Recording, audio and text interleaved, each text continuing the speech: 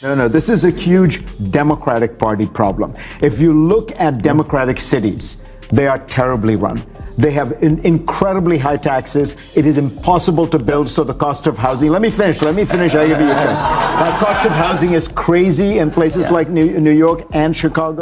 Bill Maher just did the unthinkable. He cracked CNN's polished propaganda shell and got Fareed Zakaria to utter the forbidden phrase that Donald Trump might have done something. Dare we say, smart. Cue the gasps, cut to Anderson Cooper fainting, and roll the MSNBC panic sirens. On Real Time, Maher wasn't just hosting an interview, he was pulling teeth from the media's ivory tower, one awkward laugh at a time.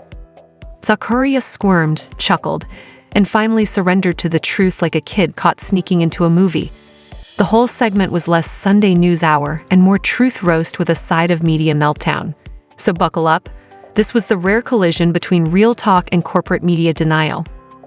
Oh, and don't forget to smash that subscribe button before CNN files a class action crybaby lawsuit. Trump wants to sell a visa. You get permanent residency. By the way, I looked this up, we are hardly the first country to do this. Doesn't mean it's the right thing to do.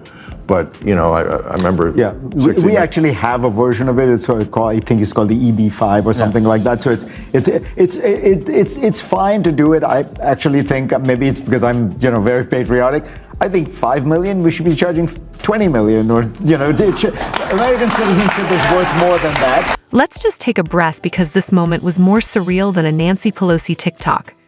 Fareed Zakaria, yes, the highbrow wordsmith from CNN, the same guy who once treated Trump policies like a biohazard, looked Maher in the eye and admitted that Trump's gold card residency plan might have been a good idea.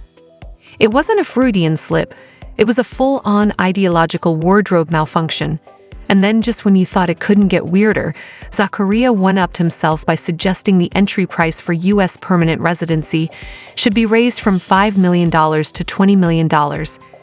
You heard that right. The guy who preaches equity like it's a gospel turned into a velvet rope bouncer at Club America. So much for open borders and empathy. Apparently, if you're rich enough, Zakaria is ready to hand you a welcome mat made of gold bricks. Speaking Chicago language. I'm for it, but it's part of a bigger package on immigration reform. It's been 42 years since the last one. So I'm not against it, but it's part of a whole package. And can we give Bill Maher his flowers here?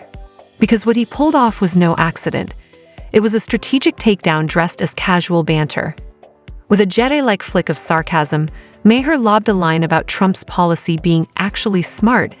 And boom, Zakaria and Rahm Emanuel followed like MSNBC interns chasing a new pronoun memo. Rahm, the Democratic bloodhound of Chicago politics, even admitted that this was the first fresh idea on immigration in ages. AG is, that's not just an admission, that's a political confession with a built-in apology to voters. And before we could process it, Rahm doubled down by dragging his own party's laziness across the floor. When even Rahm is side-eyeing his crew, the Democratic think tank might have gone from progressive to perpetually asleep at the wheel. There is a general rule. I had this when I was mayor. Safe streets, strong schools, stable finances. Focus on those three things and your city's going to be fine. We've gone through 5 years where people became way too permissive of the culture. They were all, which is why everything's locked up at Walgreens and CVS, and that is a disaster. Yeah. And our school, and I'll say this about our schools. I don't want to hear another word about the locker room. I don't want to hear another word about the bathroom. You better start focusing on the classroom. Watching the left cannibalize itself on live TV is like finding out your yoga instructor binge watches Duck Dynasty. It's uncomfortable, but you can't look away. Maher served up a brutal stat. The mayor of Chicago is sitting on a 6.6% approval rating, and Rahm, a former Chicago mayor himself, didn't even try to defend it. He practically said, "Yeah, we deserve it." With the kind of grin usually reserved for political obituaries, Rahm admitted the left has been hijacked by culture war fanatics who treat bathrooms like battlegrounds and ignore the basics: education, crime, competence. It was like hearing a Beatles song played backwards, all the usual Democratic lyrics, but now revealing the real message: we messed up, and the mic drop. Rahm pleading for sanity while torching the same progressive utopia he helped build. We had the worst reading scores for 8th graders in 30 years. And nobody, not a governor, not a mayor, not a president, not a secretary of education is talking about it. We're all wrapped up. Look, in 7th grade, if I known that I could have said the word they and got in the girls' bathroom, I would have done it. We literally are a superpower. We're facing off against China with 1.4 billion people, and 2/3 of our children can't read 8th grade level. Now look, this was hilarious, no doubt, but also depressing in that the empire has no clothes kind of way. How did we get here? We let a tiny, unhinged group of professional victims set the moral agenda. They dressed up radical ideas in academic drag and called it progress. And the rest of us? We nodded along like dazed passengers on a hijacked plane. Suddenly, basic principles, like privacy, safety, and reality, became controversial. We abandoned common sense and handed the keys to the loudest bullhorns. But here's the plot twist. Even the establishment puppets are waking up. Ram and Fareed aren't just dabbling in truth, they're fleeing the asylum.